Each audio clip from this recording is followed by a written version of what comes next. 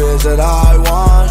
Oh goddamn, diamonds all in my fronts. Like 7 a.m. I was fucking your love. SupTho. That's my phone. It was right here. That's why I moved it out of frame. Professional. This happened to my parents back in the late 80s. Right. They were in their mid-20s when this all occurred.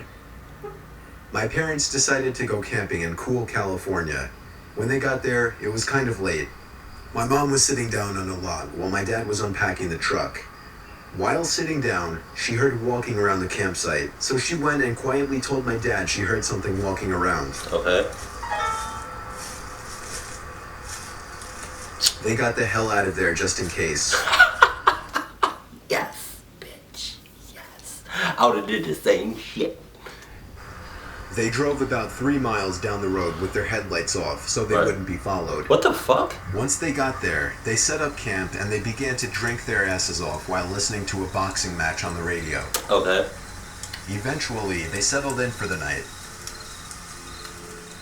Now, they don't know for sure that this next event is connected to the first, but they believe it is. So they settled in, and my dad was asleep far before my mom. My mom was in the halfway state where you're half awake and half asleep. Yeah. Suddenly, she heard footsteps outside the tent. She abruptly snapped back to consciousness and listened. She tried waking my dad, but he was way too out of it. She listened for what seemed like hours, when suddenly, she heard the words, "Here I am, I'm going to kill you," from outside the tent. Whoa, what the fuck? While saying this, the man ran what she believes to be a knife along the tent. She could hear him walking and dragging the knife. She was literally frozen. She couldn't say anything or move. What would you do? With her mouth agape, she finally snapped out of it and screamed, "Jim, grab the shotgun and kill that son of a bitch." With that, my dad finally awoke. They heard snapping of twigs and footsteps and heard the guy running away. Of course, my parents didn't have a shotgun. It was a bluff that actually worked. Right. My dad got up seconds later and began to run after him, but he was long gone. After that, my parents decided they were getting the fuck out of there before anything else happened. When they got to their truck, they found out that their tires had been slashed. They were in the middle of nowhere and had no way out with some maniac that wanted to kill them nearby. That's fucked They actually up. tried blowing up the tires with one of those things you use to blow up rafts. Obviously that didn't work, but they had to try, right? About an hour or so later, a ranger that was patrolling the area came along and helped them out. He brought them back to town so they could get their tires fixed. While talking to the ranger, they found out that he had been searching for any suspicious activity due to recent murders nearby. My parents were likely the murderer's next victims. I tried to find some of the murder cases online, but was unable to. God damn. I began babysitting at 13 to earn some extra money to spend horribly on embarrassing things like Fall Out Boy's CDs. I would almost always work for my dad's clients and get referred by word of mouth. I was babysitting for this one family who had a little girl, 9, and a little boy, 7. That's nice as The fuck. parents seemed okay, if a tad crotchety and awkward, giving me a full schedule to follow and jokingly threatening to beat any boy who might mysteriously show up after they left. Right. It felt cruel for them to accuse me of knowing a boy, given I basically looked like an overgrown baby with frizzly hair at that age. Almost immediately after the parents had left, the little girl started singing the words, "We're all alone," in a creepy high-pitched voice. Why? "I know," the little boy chimed in. "Let's play rape." What the fuck? What? What?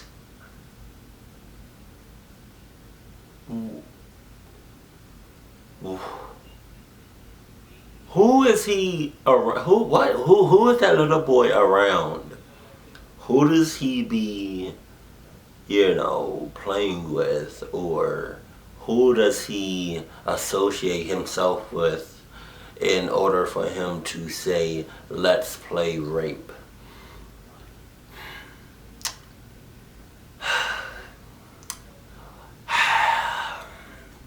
Looking back now, I know the kid probably just heard the term on TV, knew the word was shocking, and said it just for a reaction. I totally bought into it at the time, sputtering wide-eyed and changing the subject quickly.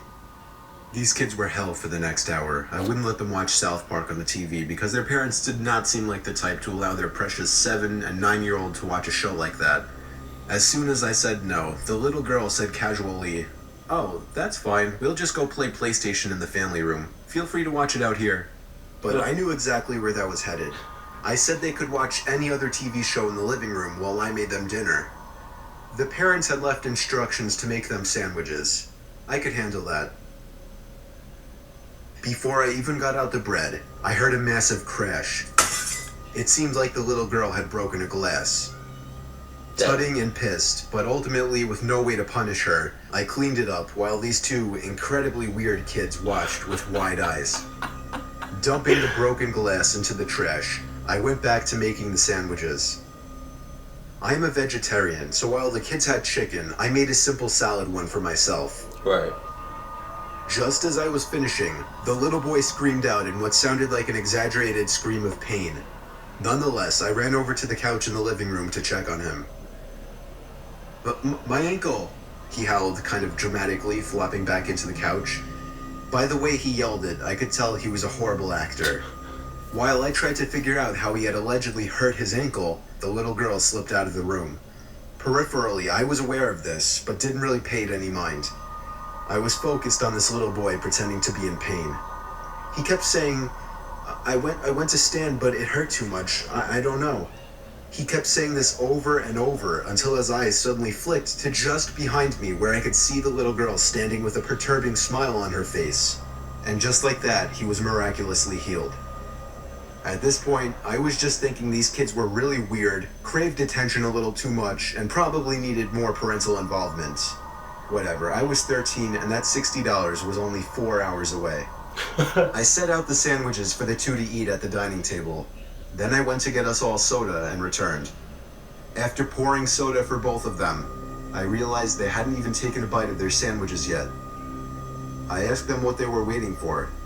Then they smiled. For you to take a bite of yours. What the fuck? For some reason, I felt like my heart dropped after she said this. And I'm so glad I had the gut feeling to open the top part of the sandwich. Because when I did, I saw glass. Broke. What the fuck is wrong with these kids? These kids are on some other shit. Fuck all that babysitting shit. I'm only babysitting people that I fucking know. Like kids that I know. Like family members, close friends.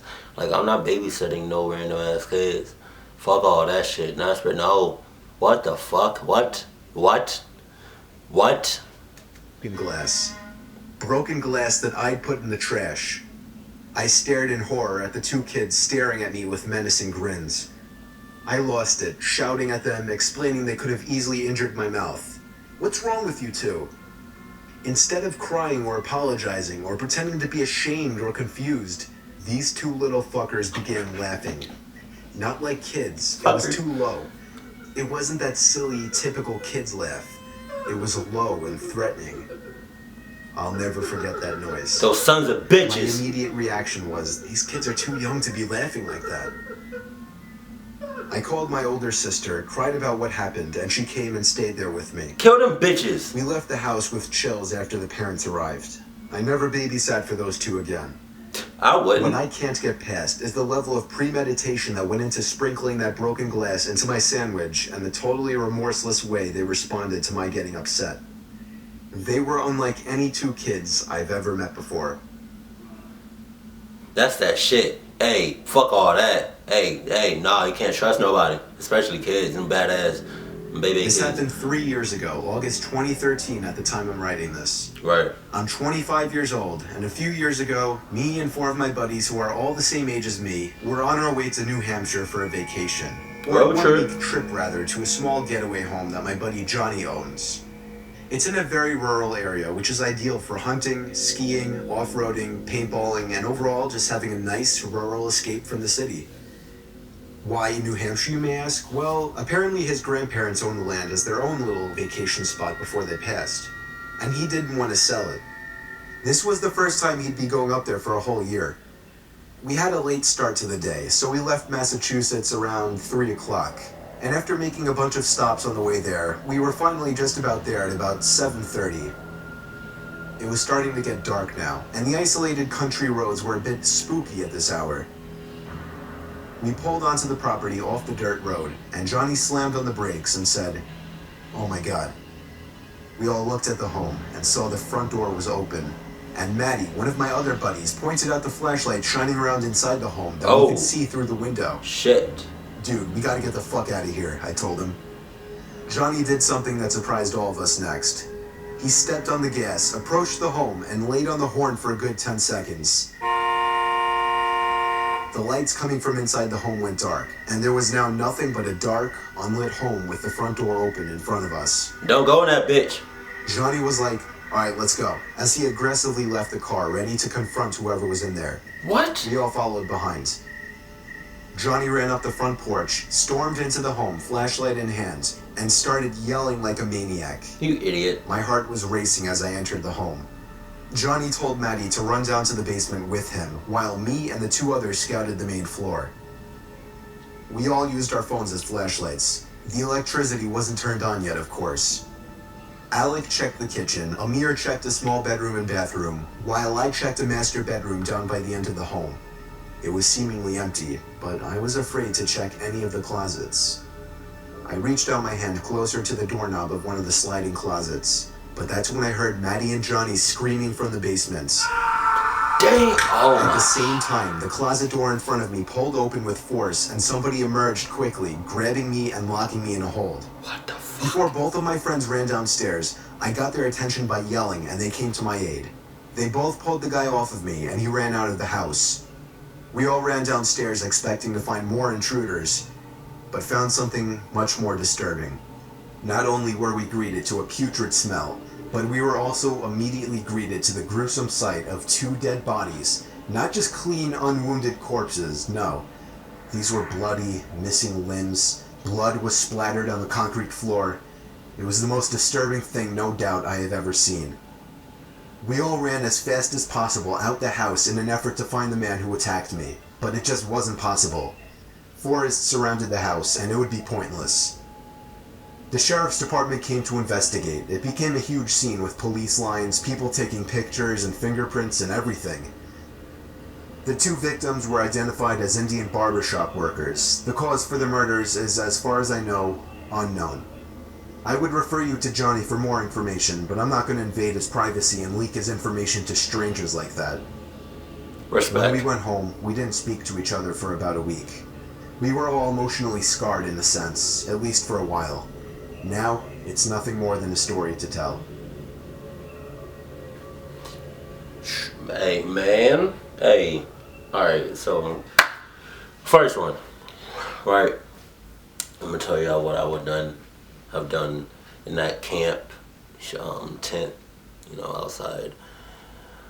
If I'm with somebody else and it's just me and that other person, right, and we camping and we hear some footsteps, I'm hauling ass, just like them. But obviously 3 miles wasn't far enough. To that guy in the video, 3 miles, that was like a 3-minute walk or something. Like, I guarantee you, if I was in that situation, I would have been long gone. Miles and miles and miles away. If somebody is trying to fucking kill me, 3 miles ain't shit to them. What the? You was straight bullshitting on that shit. As far as the babysitting, I already told y'all, nope. Like, you have, man, fuck all of that shit. Like, if I'm going to babysit your kids, I need a fucking background history. I need to know what school they go to. I need to know their first, middle, and last names. I need to know their date of birth, the social security numbers. Right, I need to know their favorite colors. I need to know a lot about your kids before I start babysitting them. For real. Especially their fucking history. And I need to be with them while I'm with you as the parents. I need to be with y'all, all of y'all together, because I'm not just going to babysit some random ass kids because they can easily just fuck me over and fuck me up. No pun intended when I say, oh, you know, they can easily just do shit to just fucking fuck with you and try to kill your ass for no fucking reason. God, man, hey. Shit. And you know what's kind of funny? I kind of forgot the last story, even though it was the last story. But a lot of these people in these goddamn stories, these people will be bullshitting for real. I guarantee you're not gonna catch me. No. Especially that babysitting shit. Like, if y'all have any babysitting stories, right, as far as you babysitting the kids or kid, and it was some like wild shit they were trying to do to you, let me know that in the comment section below. Alright? But I'm not with babysitting. I have to fuck with you hard. No pauses on that.